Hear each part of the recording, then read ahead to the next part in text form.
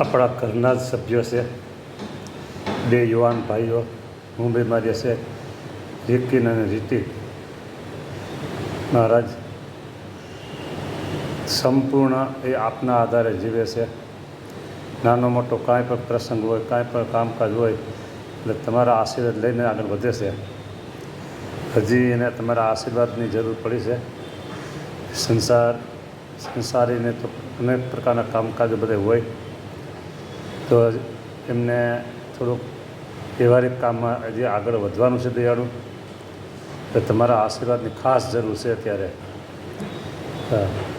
તો એ મુંબઈ નિવાસી રિકિન અને રિતિક, આ ભાઈઓને તમે એવા આશીર્વાદ આપો કે જાઓ, તમારું જે કામકાજ છે એનો શુભારંભ કરી દો. પાર પડી જશે, સારી રીતે પાર પડી જશે. કંઈ